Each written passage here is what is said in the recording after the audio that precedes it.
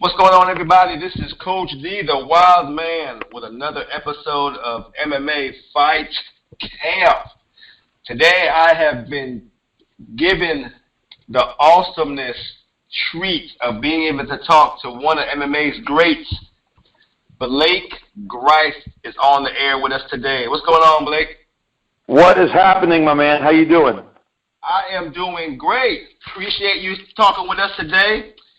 As you know, I am an MMA enthusiast. I love MMA. I am trying to be great at my job as being a growing podcaster and, a journalist. And the things I want to make sure I understand is all the details of MMA, from the fight camp to the promotion to getting in the ring. And there's one aspect that has always been curious to me is being a ref.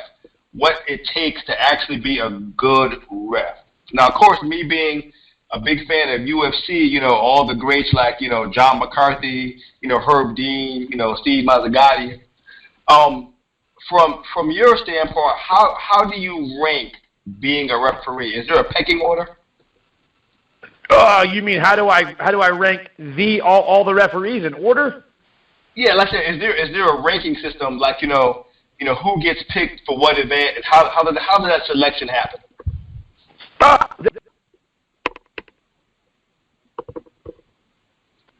Happens the UFC, like take a UFC event for example.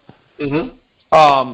They have a list of guys, so let's just call them John Blow 1, John Blow 2, and Joe Blow 3. So they send that to the State Athletic Commission, and they say, hey Georgia, we want you to choose 2 of our guys, and we also want you to choose 2 of your guys.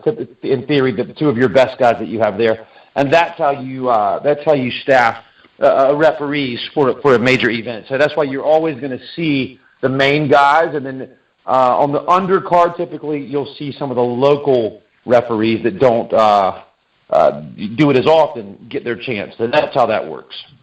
Okay, so there's no real time and grade. It's more or less timing. No, time and grade, certainly. And I certainly couldn't rank all the MMA officials, but I can tell you that John McCarthy is certainly the best in the world, the godfather of MMA refereeing. I've been fortunate enough to work with him a couple of times recently, and it's just a real blessing to be able to work with him. I've worked 2 Bellators with him recently. I'm doing the Bellator out in Los Angeles with Chael and Tito. I'm working that show with him, and I'm also working Glory in Los Angeles with him. So anytime I get the chance to work with John McCarthy, I get better because he invented MMA refereeing. I mean, he wrote the unified rules. So he is the man, no question. So I don't know what the ranking order is, but I certainly know he's at the top of it. Okay, well, I hear you in that. Well, speaking of, the godfather of MMA, that leads to a great question. How did you get started in MMA? How did I get started in MMA or get started in refereeing? Well, I mean, did you go right into refereeing, or did you start, as a fighter, or strictly you got? Yeah, me personally, man, I started as a fighter.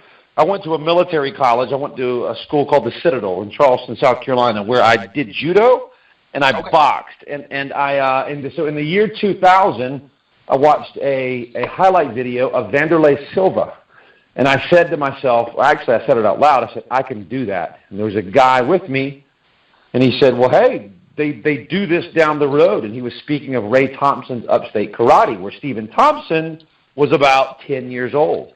I joined the next day, started doing jiu-jitsu with a guy named Casey Oxendine, who was then a purple belt.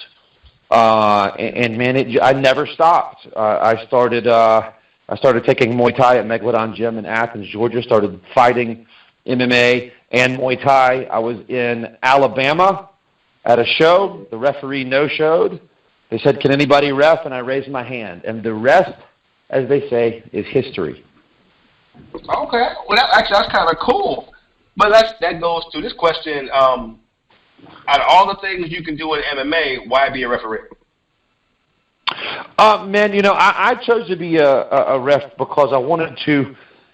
I had several decent head injuries as a fighter, and I knew that wasn't sustainable long term. But I had really fallen in love with the sport, so I wanted to see how could I keep involved on a high level, on a regular level. And to me, being a referee was a logical choice. And keep in mind, man, I didn't go through any training back then. And this is 15 years ago. There was no training. There was no ABC classes that I ever went through. It was just, okay, you come do this show. But it was just a way, man, for me to stay really involved. And I was just at the right place at the right time for a lot of things. I was naturally good at it. I became better at it through studying. I took an ABC class, became an ABC trainer, and here we are today. Okay, cool.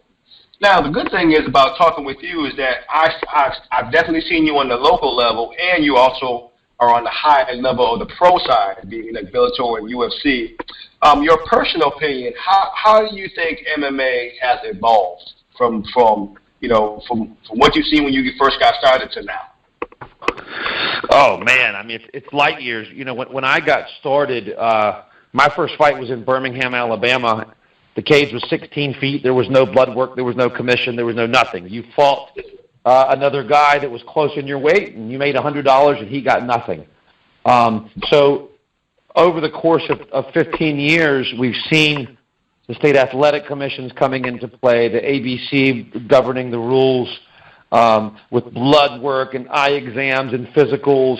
It has become a mainstream professional sport, even on the amateur level, because all of these amateurs that are fighting, say, for example, at USFFC, they're all doing blood work, and they're getting checked out by doctors, and they're having dilated eye exams, and so it's brought the level of safety up, and the level of regulation has gone way up, and it's gone from really an underground sport to one of the, if not the most mainstream sport in America.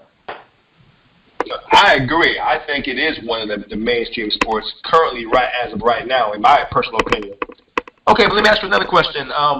Since you do refereeing in the States and abroad, do the rules differ between being here and being overseas? Does it differ that much, or same thing? Not really. For the most part, everybody follows the unified rules as set forth by the ABC. I have 16 international appearances as a referee. I started in Kuwait. There was a show called GFC that was in Kuwait about 3 years ago. So I've been to Kuwait 9 times. They follow a couple of early shows didn't allow elbows on the ground. They do now. And since then, I've ref for Desert Force in Dubai and Abu Dhabi and Cairo, Egypt, and Beirut, Amman, Jordan a couple of times. I just got picked up by Phoenix Fighting Championships, which kicks off December 10th in Beirut, Lebanon. Okay. And I'm in talks with some other guys. So overseas, there's a great MMA scene, especially in the Middle East.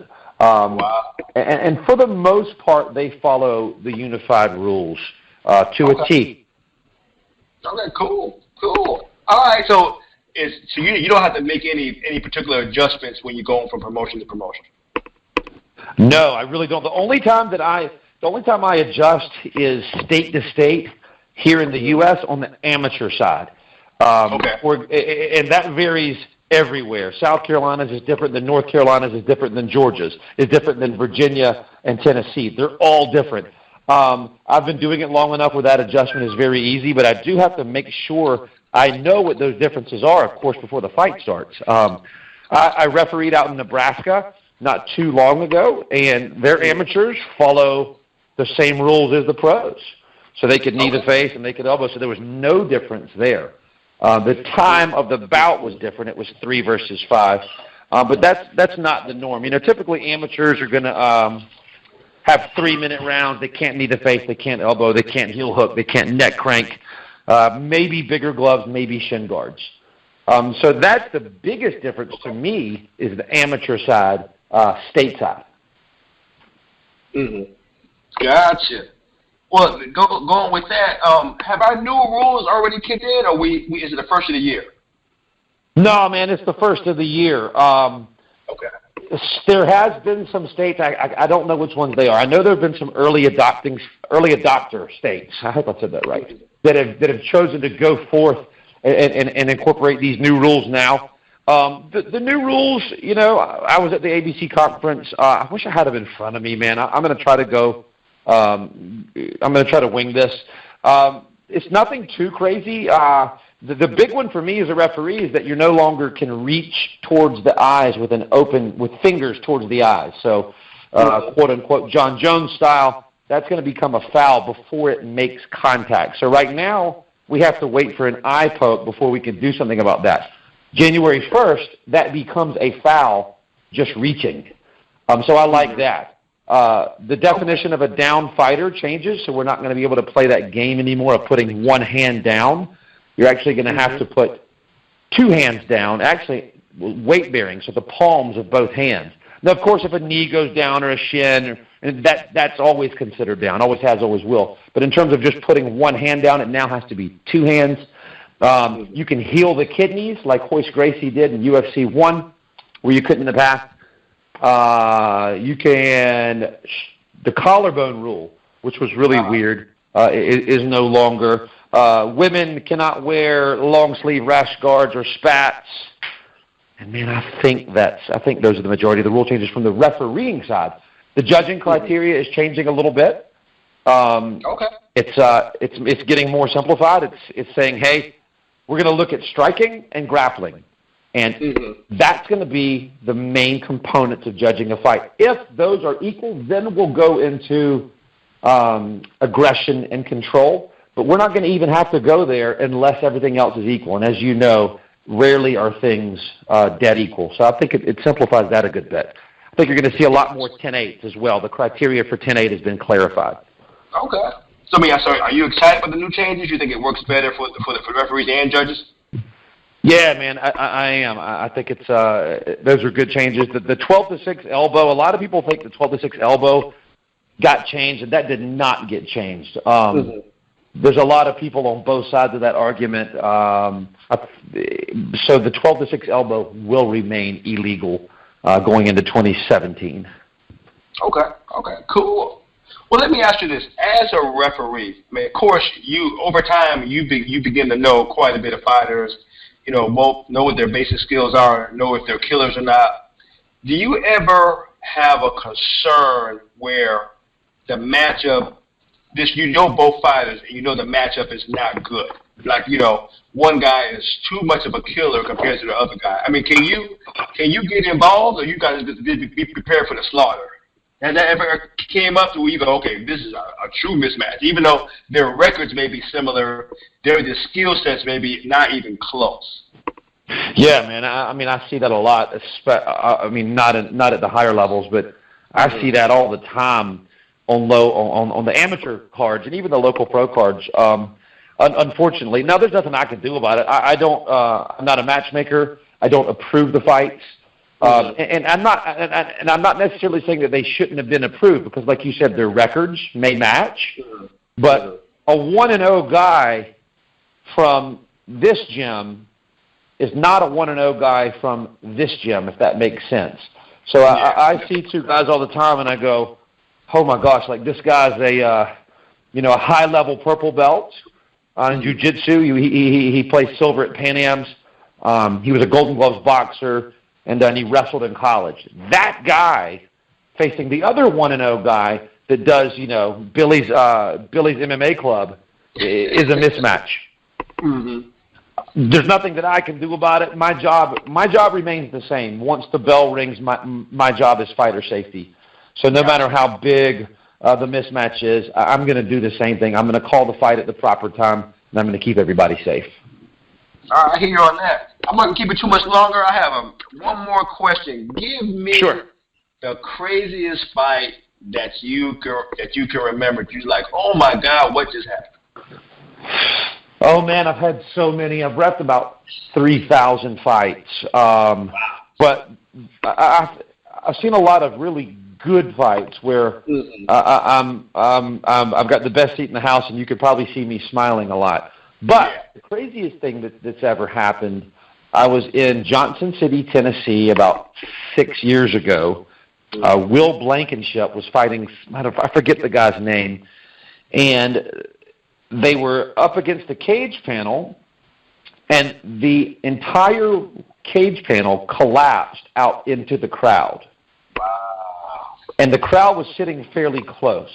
So, and there was a judge's table there as well. The fighters didn't realize it and continued to fight, now crowd surfing on a cage panel. This is a true story. So you can imagine they were standing, so as the cage panel falls into the crowd, they're now laying down on the cage panel, still trying to kill each other, to the point where I had to step onto the cage panel and grab one of them. I think the guys fixed the cage, the wall with a tie strap, that somebody had in their truck, and we went on. But that's definitely the craziest thing that I've ever seen in a fight. I know that's right. But good. But answer me this: I've been to a couple of different promotions where one promotion will have a cage, but then I've seen another promotion that has a ring. Is that ring one also still sanctioned? I think it was. Yeah, no, ring fights are fine. I got most of my experience in a ring. David Oblas's, which is now the NFC, it used to be Wild Bill's Fight Night. We're on number 87. I've wrapped about 80 of them. Those were ring fights for years and years and years. Okay. Advantages is it gives more, the fans can see in a little bit better. I hate it as a referee personally because it's like those ropes are freaking magnets, man, and they draw the fighters into them, and they're always getting tangled up in the ropes. They can fall out. It's really a safety concern. I can't even tell you the last time I've done a ring fight. I certainly wouldn't object to doing so, but I prefer the cage. It's just safer. It's confined, and it's a lot safer. Yeah, I agree. So with that, let me give you a scenario. So say got two people in the ring, and one guy knocks the guy through the ring, and he goes out onto the pavement, and he gets hurt when he hits the pavement. Is it a no contest at that point?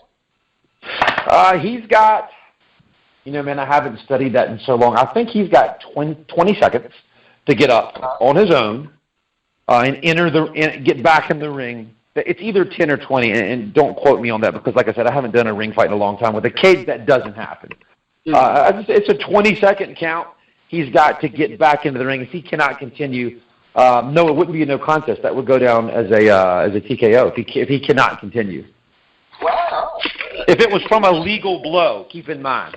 If it was a legal blow, which he then fell out, that would be a TKO. Okay. What's up? Well, Blake, I ain't going to hold you too much longer, man. I appreciate you spending time to hang out with MMA Fight Camp. When you going to be? You said you're going to be, when you going to be this month or next year? What's your next fight? Man, I've got 3 weeks off, and then I head to Beirut, Lebanon on December the 10th, which I'm really excited about. That's Phoenix 1, which I'm stoked about. The very next weekend, I fly for Desert Force to Amman, Jordan, and that's on the 19th. I'm going to spend Christmas Eve the next weekend in Saudi Arabia with Wawan Mixed Martial Arts. January the 7th, I'm in Kuwait. January 21st, Los Angeles for Bellator and Glory. So that's my December and January. Man, you are big time. I was about to call you the next Herb Dean, eh? No, not yet. I'll let Herb keep his title. I'm trying, man. I'm doing all the right things.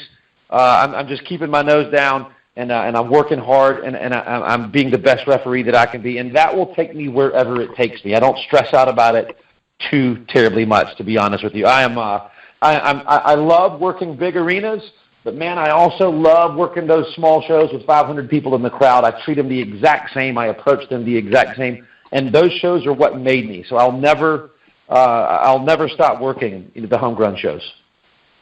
Well, I will say this. I will let anybody know that you are definitely a fair referee because as much hell as I have been raising and you have not suspended me from the cage, I considered you an awesome guy.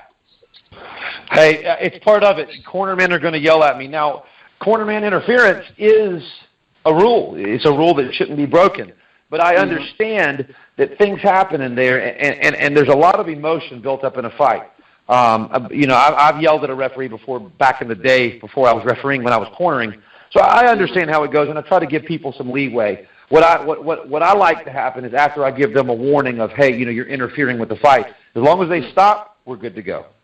I know that's right. Well, hey, that's the progression with the fight game, man. It gets better and better. Blake, I appreciate it, man. Thank you for your time. I want you to have a great day and keep doing what you're doing so we can continue to have great fights with you leading the helm. Hey, man, I appreciate it. I hope the same for you, and we'll do it again next time. We sure will. All right, man. Okay, buddy. Enjoy the rest of your day. Later. All right, take care, buddy. All right, that was Blake Grice giving me an interview about what it takes to be a referee, not only in the States but abroad. So this is Coach D, the Wild Man. Another episode of MMA Fight Camp. Follow me on YouTube, follow me on Facebook, follow me on Instagram, follow me on Twitter. If you like what I'm doing, please keep giving me the nod. If you don't like it, let me know so I can make some changes. All right, until you hear from me again, peace out.